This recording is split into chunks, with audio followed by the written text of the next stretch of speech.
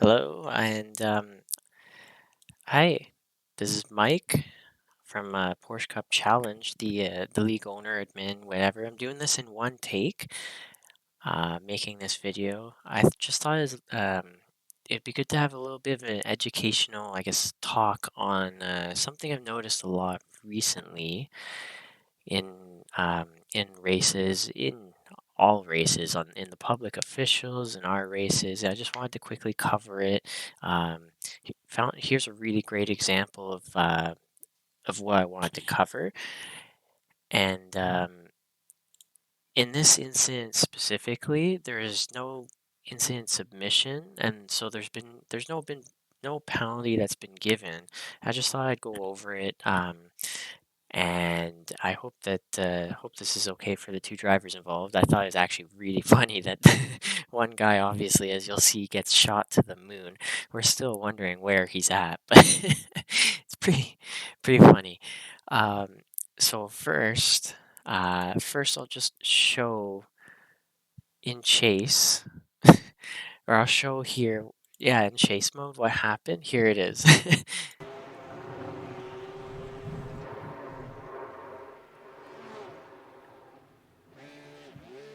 and boom. Okay, so let's back that up a little bit. So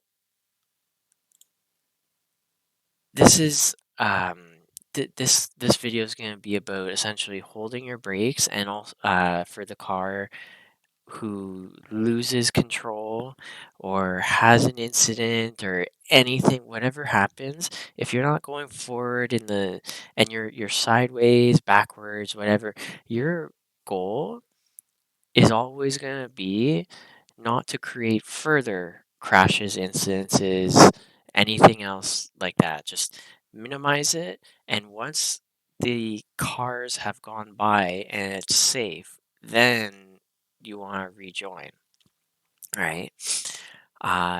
You don't want to add to the yard sale. You know when you go downhill skiing and then all of a sudden you toss everything in every direction? We don't want that. We don't want that. Um, we just want one person, if it's one person, to have an incident, and then the others, that's it, get by. Or say two cars end up in a crash, and if both cars are able to minimize the impact it has on all of the other cars around them, that's gonna just it's a little bit of that league mentality, and that's why we're all here. You know what I mean? So first, I'll use chase mode, and I'll go far chase. So so here's why it's really, really important to lock your brakes. So right here, you can see the trajectory of his car is going. I'm gonna make this red. I'm gonna make this red right here. The trajectory of his car is going here, and at the speed he's going, he's probably gonna end up right around here, right? So with that in mind, if you know he's gonna end up here when he stops, for the car behind and the car behind him, it's predictable of where he's gonna end up, right? Hey, look, this car is gonna be right here. So then what's that mean? This guy has enough space to go up the right. And then eventually he can, when there's space to do so, he can rejoin, right?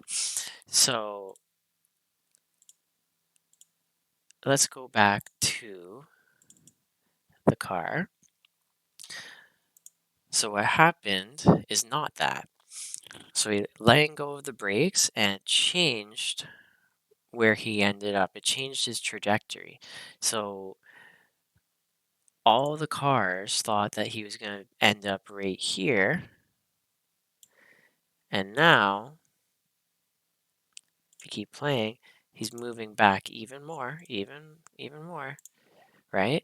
And so you can now see with this car here, he's coming towards a car that's changing trajectory in the middle of the track. So now instead of being right here, if the brakes were held, he's now here, and there's a lot less space on both sides to get around. If you go, let's see, go backwards a little bit. Um, right there. You can see if he was actually hold his brakes and stay right there, there's a lot of space for anyone to get by.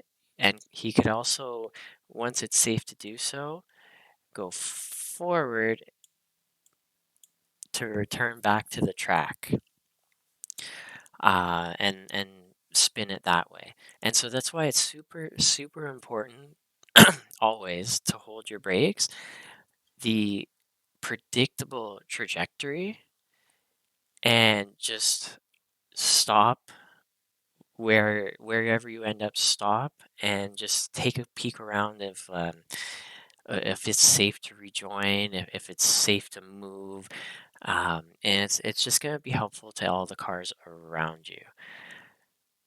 And so that's what the purple car should have done. Obviously didn't, but there's also something that this car, I thought he was red. There's stuff that this car could have done as well. So he ended up smashing him to the moon. However, he's not fully innocent either. And I want to go over as well a little bit of accident avoidance.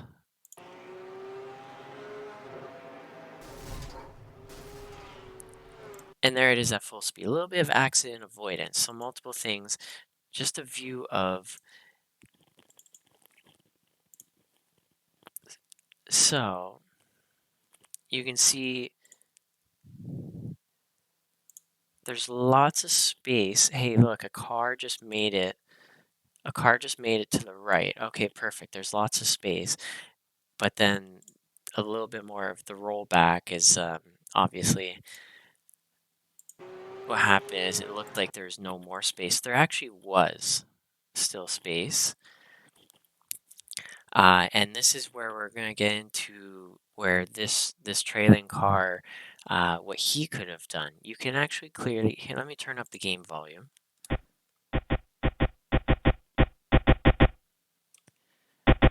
And you can actually hear there wasn't too much of a let off of the throttle. And anytime you see smoke, just start thinking like, hey, let off the throttle a little bit, maybe not all the way, just a little bit, and just like, hey, when there's smoke, there might be fire. So you gotta start looking like, where's the car? Where's the car going? Where's the space for me? And I'm gonna switch to the cockpit view because this shows it shows it very well. And the name of the game is Avoid Target Fixation. What is target fixation? Basically, you go exactly where you're going to look every single time. There's no way, if and or but. Exactly where this driver, I guarantee exactly where this driver was looking is where he went. Where did he go? He went directly to the car. Boom. He was looking right at that car. And so he smoked him pretty good. So, the other thing you'll notice is if you listen, this for the sound, the engine sound, there wasn't much of a lift or hesitation on where should I go, what should I do. You can see on the screen, there's quite a bit of smoke. There's obviously a car sideways. It's not a situation that anybody ever should ever be rushing into and trying to like just blow by. There is a car behind, but I believe he did lift.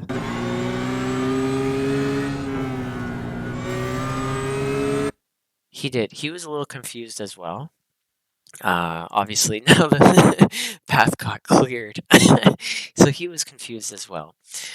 But the target fixation I want to look at is if you watch it. How far back do I have to go? Okay, here. So watch the steering wheel. So watch. If you watch this steering wheel, here's where the purple car is. Okay, move a little bit to the right, a little bit to the left, a little bit to the right, a little bit to the left, looking directly at that car, and then boom. So those two things there of what are you looking at?